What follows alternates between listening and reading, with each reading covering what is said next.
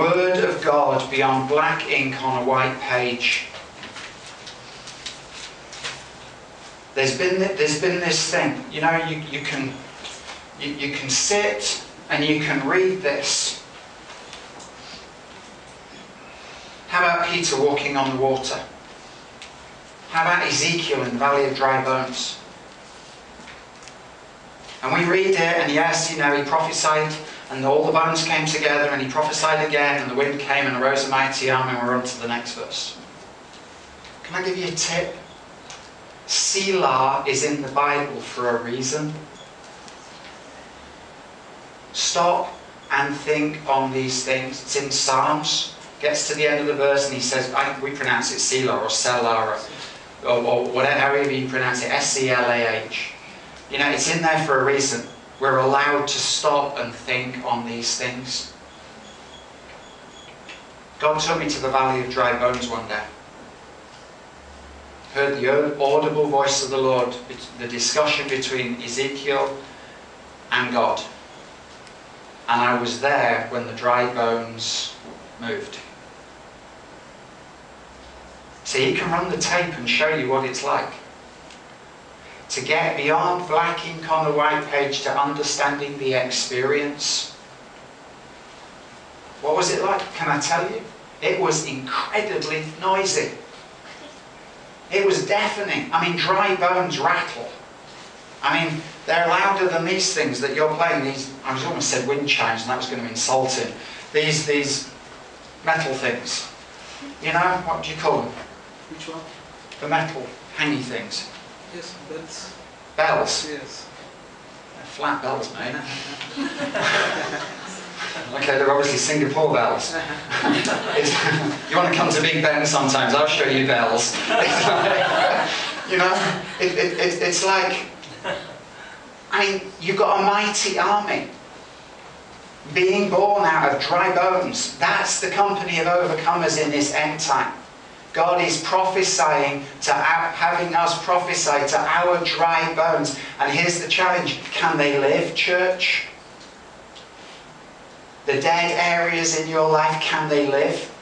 The unfulfilled prophecies and dreams, can they live? And he's not prophesying to them. He's having you prophesy to your own dry bones. I have a whole message on that we won't have time to get to during this school. Can they live? Can they live? Hope being restored again in this whole thing. But there'll be a company of people. You know, there's a couple of characters in here that are given, handed an open scroll and told to eat it. It'll be sweet to the taste and bitter in the stomach. Why? Because it's going to come pouring back out again. What was it like? What was it like to have carried Jesus' cross for him? Can you imagine the whole of heaven having to get Simon to that one small piece of ground on that day, in that place, to carry that cross?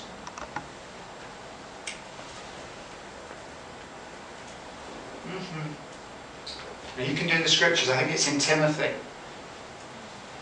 It says Greek Rufus and somebody else, chosen of the Lord. They're Simon's sons. Generational blessing. They're right up there with all the apostles. It's Paul writing, and he says, greet Mrs. Simon. I've forgotten the name now. Yeah, Simon's, she's like a mother to me.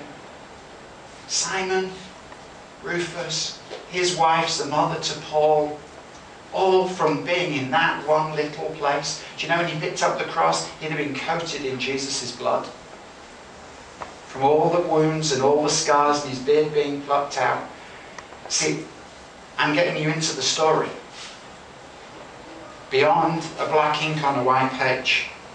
They'll experience the revelatory realm and see things from heaven's perspective, not from an earthly view. And we're all works in progress on that one. They'll focus on the earthly realm risks. Focus on the earthly realm risks us being overcome Thanks, honey. Rather than us overcoming. If all we're focused on is this natural realm, we risk being overcome rather than overcoming. Can I tell you? That's what this shaking in the financial market's about. Has fear overcome you, or have you overcome the fear? Is your faith in the size of your bank account, or is your faith and your pension plan, or is your faith in God? It's not about His provision, it's where your faith is. Hear me. God can have given you a huge bank account and a huge mortgage plan. That's not the issue. If your faith's in Him, that's just seed. That's just something that frees you up to pursue Him. But if your faith's in that, it's dodgy. This was just a rumble. This isn't the collapse of the monetary system yet. The emphasis is on the word yet.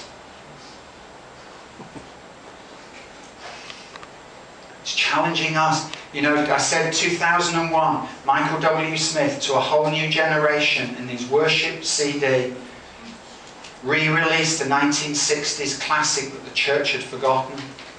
Turn your eyes upon Jesus. Look full in His wonderful face, and the things of earth will grow strangely dim in the light of His glory and grace. 2005, Tim Hughes released a song called There Must Be More Than This. Spirit of God, come breathe on me. Now there's another one out. Misty Edwards. I mean, it's 3 or 4 of them out at the moment that IHOP have just released of the One Thing concert. One is And Finally I Surrender. The other one, David Reimer's released, Bring Restoration. Bring Restoration. All these people tapping into the cry of our hearts to the Father. That's worship. It's the cry of our hearts to Him for Him to come. The Spirit and the bride say, come. Secondly, the overcomers will be the friends of God. John 15:15. I no longer call you servants, because a servant does not know his master's business. Instead, I have called you friends. For everything I learned from my Father, I have made known to you.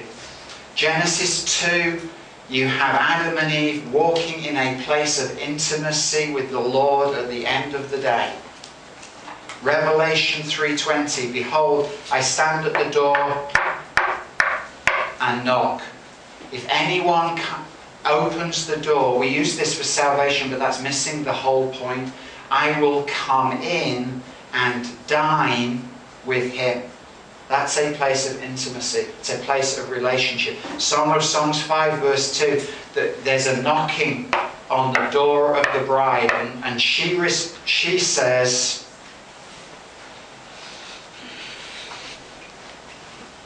this is why I need a wife, you see. She says, have I got to get up? Have I got to put shoes on my feet? Thank you. Have I got to get dressed again? This is the bride. The bride, this is the church. Have I got to do this? Must I get that? Don't you know? I'm hanging on until you come. He demonstrates His love in that story by the handle on the door of her heart, and she's instantly awake and ready to go. That's what the supernatural outpouring at the moment's about. It's a demonstration of God's power and God's love, what? To awaken a generation. Thank you. I'll stick it on the chair, that's fine. If you listen to this on the recording, you just lifted the top off the table and then wondered where the legs had gone. Hilarious. Oh, classic. I hope you got that on film.